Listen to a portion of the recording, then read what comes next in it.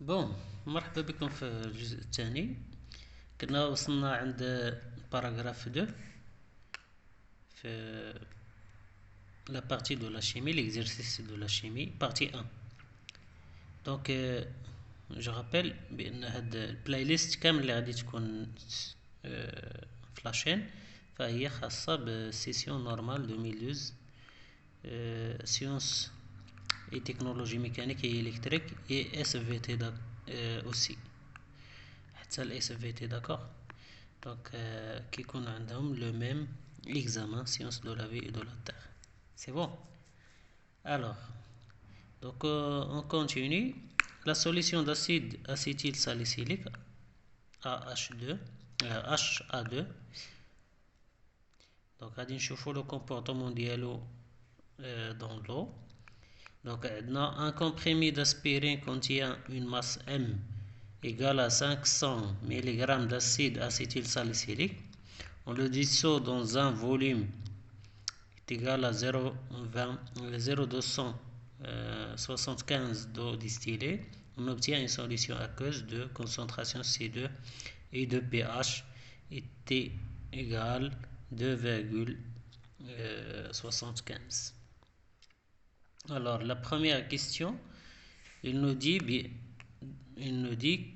il faut calculer la valeur de la concentration C2. Donc comme ici il nous donne la masse et la masse molaire de l'acide acétylsalicylique, donc on peut calculer la quantité de matière. Cette quantité de matière sera dans un volume égal à 0,275 litres. Donc on peut calculer C2. Voilà, la relation est tout simple. Ici. Donc nous avons la quantité de matière de l'acide 2 est égale à M sur M est égal à C2 fois V.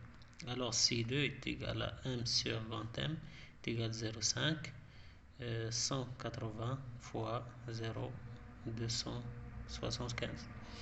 Alors l'application numérique nous donne 10 à la puissance moins 2 mol par litre. Donc C2 a la même valeur que C1 de l'acide A1. D'accord. donc إلا بغينا نكومباري entre deux acides فبالضرورة خص يكونوا عندهم la même concentration باش نقدروا نقارنوا le comportement ديالهم مع l'eau. Alors la question suivante, calculer la valeur de taux 2, le taux d'avancement final de la réaction de AH2 avec l'eau. Alors ici, il ne faut pas refaire داكشي اللي درنا مع l'acide A1 ولكن نستغلو. طو 2 في هذه الحالة غادي نكتبوها ديريكتومون est égal à 10 à la puissance moins pH2 لأن بالنسبة للأسيد A1 راه لقينا هاد l'expression سي 10 à la puissance moins pH1 على C1. وبالتالي بالنسبة للأسيد 2 فغادي تكون طو 2 est égal à 10 à la puissance moins pH2 على C2 cette fois. Donc l'application numérique nous donne 0,18. Donc 0,18. Voilà, 10 et taux 2. Il ne faut pas refaire tout le calcul. En s'appuyant sur les valeurs taux 1 et taux 2, comparer le comportement de l'acide salicylique. Et A1, مثلا HA1, avec le comportement de l'acide acétylsalicylique HA2. Alors, on déduit, si on compare les deux valeurs, on trouve que taux 2 est inférieur à taux 1.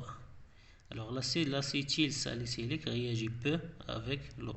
Donc, le deuxième acide, qui est l'acide acétylsalicylique, il réagit peu avec l'eau. D'accord. On dit que c'est un acide plus faible que le premier acide. Donc le deuxième acide est plus faible que le premier acide. C'est bon. Donc ça concerne